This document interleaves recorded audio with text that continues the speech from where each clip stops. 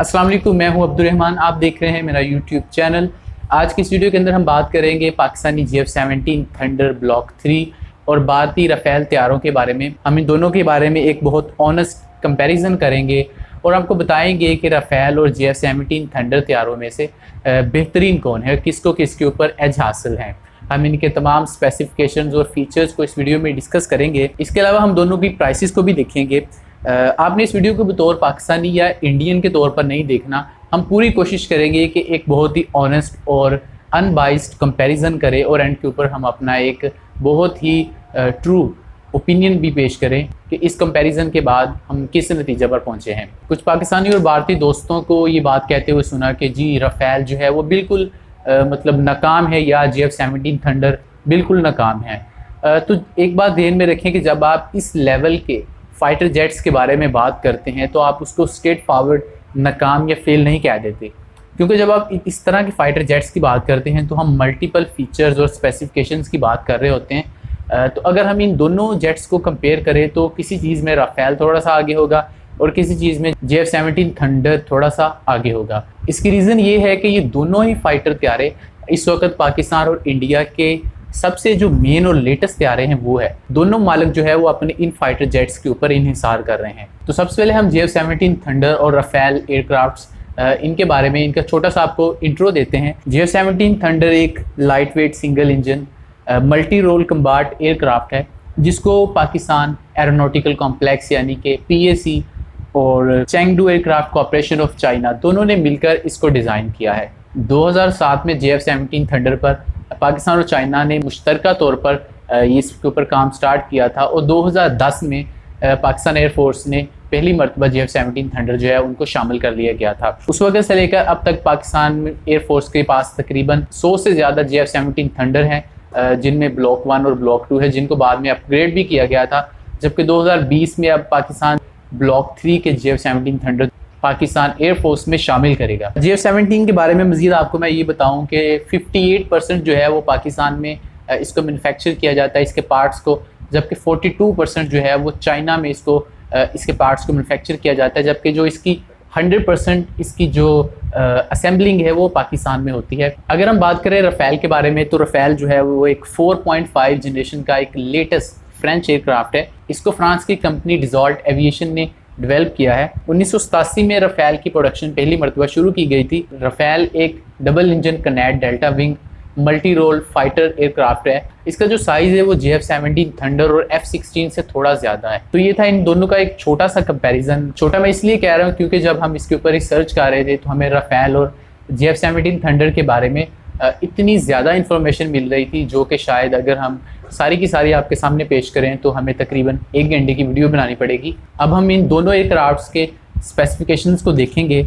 सबसे पहले जैसे हमने पहले कहा कि राफेल जो है एक 4.5 जनरेशन का एक एयरक्राफ्ट है, जबकि जो GF-17 थंडर है ये 4+ जनरेशन का एक एयरक्राफ्ट है। इनमें दोनों में जो सबसे ख़ास बात ये है राफेल के अंदर वो ये है कि राफेल जो है उसके अंदर 2 इंजन है, जबकि जो GF-17 है ये एक छोटा एयरक्राफ्ट है, उसके अंदर सिर्फ एक ही इंजन है। जबकि दोनों जो एयरक्राफ्ट है उसमें डबल सीटर भी आते हैं और सिंगल सीटर भी आते हैं। इसके डिज़ाइन की अगर हम बात करें तो जो राफेल का डिज़ाइन है वो GF-17 से थोड़ा एडवांस है। डिज़ाइन में हम कह सकते हैं कि GF-17 जो है वो इससे थोड़ा सा पीछे है। अगर हम इसकी लेंथ की बात करें तो जो राफेल की लेंथ है वो तकरीबन 50 फीट है, जबकि GF-17 थंडर की 49 फीट है। इसकी विड्थ की बात करें यानी कि इसकी चौड़ाई जो है वो GF-17 की वो भी कम है, तकरीबन 31 फीट है, जबकि जो राफेल है उसकी 35.9 फीट इसकी चौड़ाई है। राफेल की जो हाइट है वो तकरीबन 17.5 फीट है, जबकि जो GF-17 थंडर है उसकी 15.5 है। अगर हम राफेल और GF-17 के एम्प्टी वेट की बात करें तो राफेल का जो एम्प्टी वेट है वो 10,000 kg है और जो GF-17 थंडर का वेट है वो 6,600 kg है। ज़ाहिर सी बात है उसके 2 इंजन है, वो एक बड़ा एयरक्राफ्ट है तो उसका जो वेट होगा वो ज़्यादा होगा।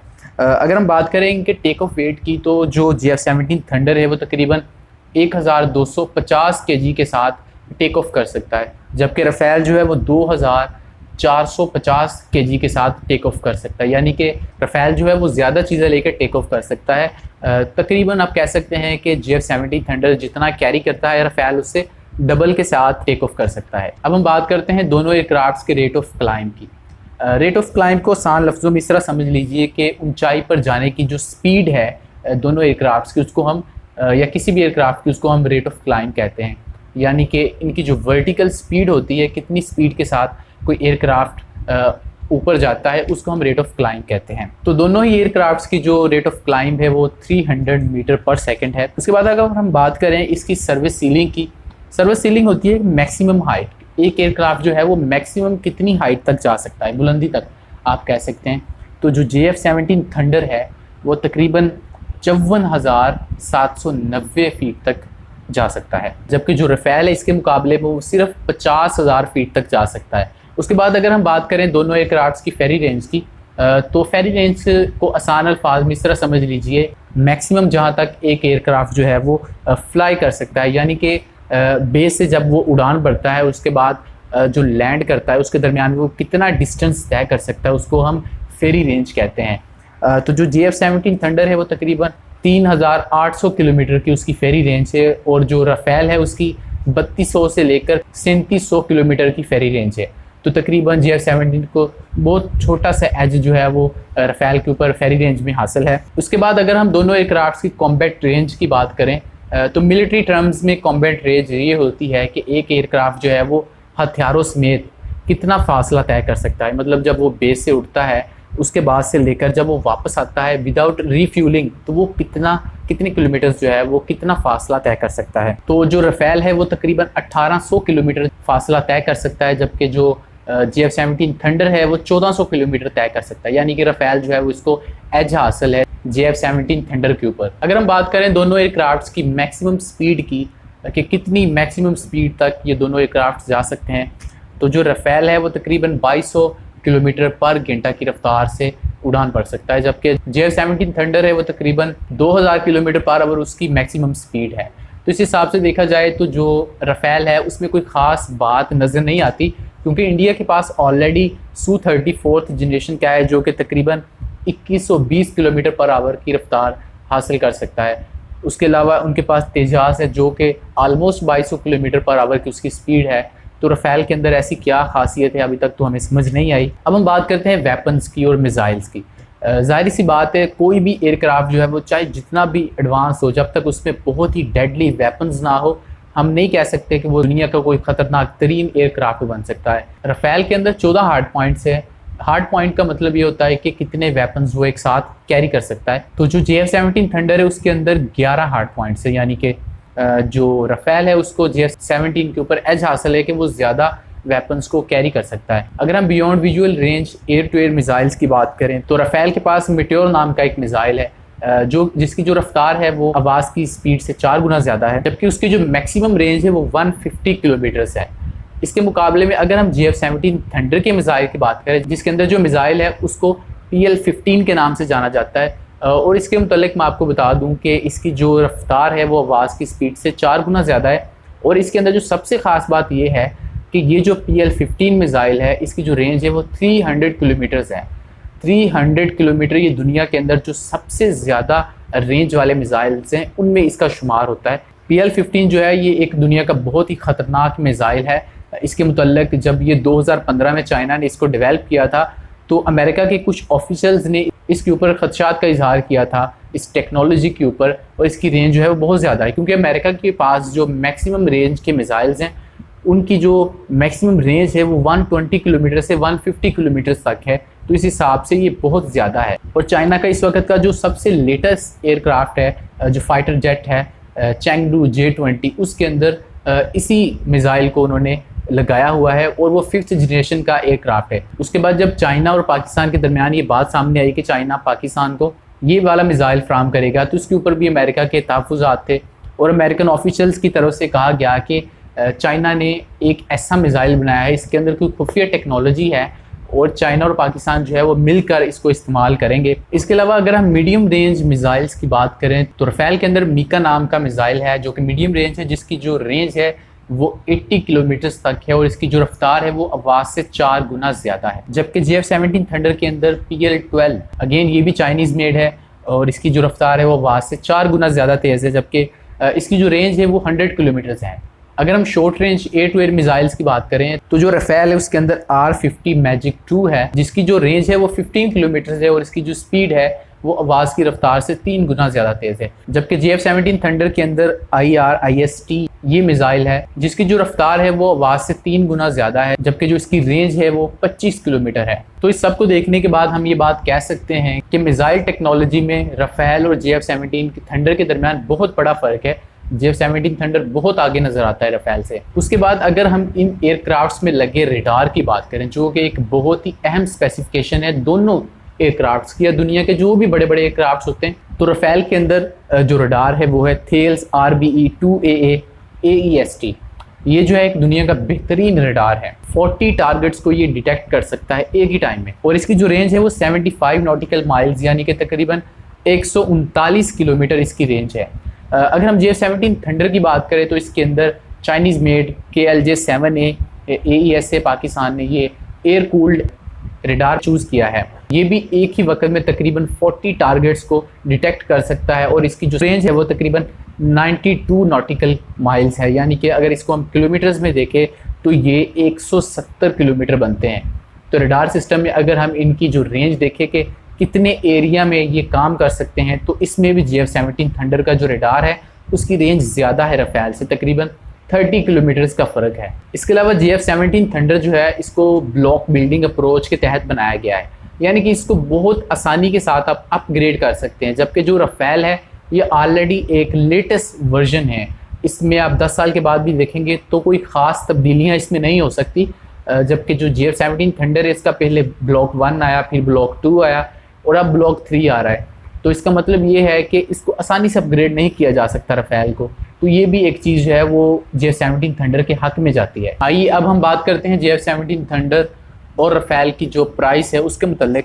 तो जो JF-17 थंडर है ये सबसे पहले जान लीजिए कि रफेल से बहुत ज़्यादा कम कीमत में पाकिस्तान इसको मैन्युफैक्चर कर रहा है।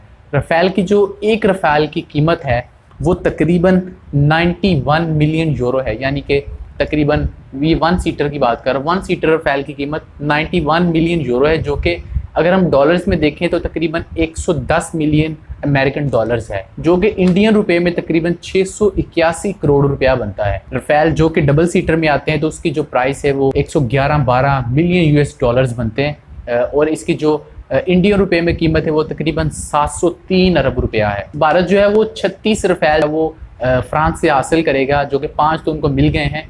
जो 36 हासिल करेगा उनकी जो टोटल प्राइस, इस डील की जो प्राइस है वो तकरीबन 63 बिलियन US डॉलर्स है, जो कि इंडियन रुपए में देखें तो 58,000 करोड़ रुपया बनता है। जबकि अगर JF-17 हम थंडर की बात करें तो एक JF-17 थंडर जो है वो 25 से 30 मिलियन US डॉलर्स में बन जाता है, यानी कि जहाँ पर आप एक रफेल लेंगे वहाँ पर पाकिस्तान जो है वो 4 JF-17 थंडर आपके सामने खड़ा कर देगा। और स्पेसिफिकेशंस के लिहाज से बात करें तो JF-17 थंडर जो है वो रफेल को हर लिहाज से मैच कर रहा है, सिवाय इसके कि रफेल के अंदर डबल इंजन है और JF-17 थंडर में सिंगल इंजन है। या आप कह लें कि उसका डिज़ाइन थोड़ा सा एडवांस है। इसके अलावा तमाम फीचर, आप रडार सिस्टम को देख लें, आप किसी भी दूसरे सिस्टम को देख लें, उसमें JF-17 थंडर अगर आगे नहीं है तो कम से कम मैच कर रहा है। दोनों जेट्स के कंपैरिजन के बाद अगर मैं अपने पर्सनल ओपिनियन की बात करूं, आप इससे इख्तलाफ भी कर सकते हैं, आप इससे एग्री भी कर सकते हैं, लेकिन मेरे ख्याल में बहुत सारी चीज़ों में रफेल जो है वो बेहतर है और बहुत सारी चीज़ों में JF-17 थंडर बेहतर है। इसको अगर हम मज़ीद अगर देख लें तो मेरे ख्याल में डिज़ाइन में रफेल जो है वो JF-17 थंडर से बहुत बेहतर है। जो JF-17 थंडर का जो डिज़ाइन है उसको मज़ीद अच्छा करने की ज़रूरत है। अगर हम वेपन टेक्नोलॉजी की बात करें, मिसाइल्स की बात करें, तो उसमें JF-17 थंडर जो है वो बहुत आगे है रफेल से। रफेल और JF-17 थंडर का कोई मैच नहीं है। आप देखें कोई भी बंदा अगर 300 किलोमीटर रेंज और 150 किलोमीटर रेंज है तो जाहिर सी बात है मैं तो 300 किलोमीटर को पिक करूंगा। अगर हम रडार सिस्टम की बात करें तो JF-17 थंडर का रडार सिस्टम जो है उसकी रेंज ज़्यादा है, एडवांस दोनों ये हैं, 30 किलोमीटर की रेंज है। हम कह सकते हैं कि दोनों का रडार सिस्टम जो है वो अच्छा है, हम इसको इक्वल रख लेते हैं। उसके बाद अगर हम प्राइस की बात करें तो JF-17 थंडर की प्राइस बहुत कम है, 25 से 30 मिलियन US डॉलर है, जबकि जो रफेल है उसकी 110-12 मिलियन US डॉलर बन रही है। इसका मतलब ये है कि JF-17 थंडर रफेल से बहुत बेहतर है प्राइस के हिसाब से। आप ज़रा गौर कीजिए एक बात पर कि 25 मिलियन में JF-17 थंडर जो बन रहा है वो स्पेसिफिकेशंस में, फीचर्स में रफेल को मैच कर रहा है। अगर JF-17 थंडर के ऊपर इतना पैसा लगा दिया जाए जितना कि रफ़ेल के ऊपर लग रहा है, तो आप ये इस बात को इमेजिन कीजिए कि JF-17 थंडर के जो फीचर होंगे क्या वो रफ़ेल से बहुत ज़्यादा अच्छे नहीं हो जाएंगे। मेरे ख्याल में रफ़ेल जो है वो एक बहुत अच्छा एयरक्राफ्ट है, लेकिन ओवर प्राइस्ड है। मैं ये नहीं कहूँगा कि बुरा एयरक्राफ्ट है, लेकिन ओवर प्राइस्ड है। प्राइस के लिहाज से अगर मुझे एक पिक करना हो तो भाई सादा सी बात है, तो मैं JF-17 थंडर की तरफ जाऊँगा। पाकिस्तान और भारत दोनों ही हरीफ हैं। 73 साल हो गए हमें आज़ादी हासिल किए हुए, उस वक़्त से लेकर अब तक अमन नहीं हुआ। दोनों ममालिक की जो स्ट्रेटजीज़ हैं वो बिल्कुल मुख्तलिफ है, 360 डिग्री। इंडिया की जो स्ट्रेटजी है वो है नंबर्स के ऊपर, क्वांटिटी के ऊपर वो फोकस करते हैं कि हमारे पास इतनी बड़ी आर्मी है, हमारे पास इतने जहाज़ हैं, इतने टैंक हैं। जबकि इसके मुकाबले में पाकिस्तान खड़ा है जो कि क्वांटिटी के ऊपर नहीं बल्कि क्वालिटी के ऊपर फोकस करता है। आप देखें कि हमारे पास हर चीज़ के लिहाज से हमारे पास चीज़ें कम हैं, लेकिन एक बात याद रखें, कभी भी जंगें जो हैं वो हथियारों से नहीं लड़ी जाती। इंडिया के पास इतने सारे जेट्स हैं, आप देखें उनके पास फ्लाइंग कॉफन्स MiG-21 को कहा जाता है। उनके पास 100-150 ऐसे MiG-21 है जो कि बिल्कुल नकारा हो चुके, कभी कहीं क्रैश कर जाता है, कभी कहीं क्रैश कर जाता है। आपने कितनी बार सुना है कि पाकिस्तान के कोई JF-17 थंडर क्रैश किया हो कुछ वाक़यात के अलावा, जबकि भारत में सिर्फ इस साल में देख लें तो बहुत सारे MiG-21 जो है वो क्रैश हुए हैं। तो उन्होंने क्वांटिटी के ऊपर बहुत फोकस किया है और तादाद में इतना कुछ कर लिया है, लेकिन ट्रेनिंग नहीं है, क्वालिटी नहीं है। और इसका सबूत पिछले साल 27 फरवरी को जो पाकिस्तान एक 3rd जनरेशन JF-17 थंडर से Su-30 4th जनरेशन का जो एयरक्राफ्ट है उसको गिरा दिया था। हमने अभिनंदन को पकड़ा, पूरी दुनिया ने देखा। कहा जाता है कि man behind bullet is critical. हमारे पास 3rd जनरेशन की भी अगर जहाज़ हो तो हम रफ़ेल के साथ मुकाबला कर सकते हैं, क्योंकि कोई भी लड़ाई है वो हथियारों के साथ या नंबर्स के साथ नहीं लड़ी जाती।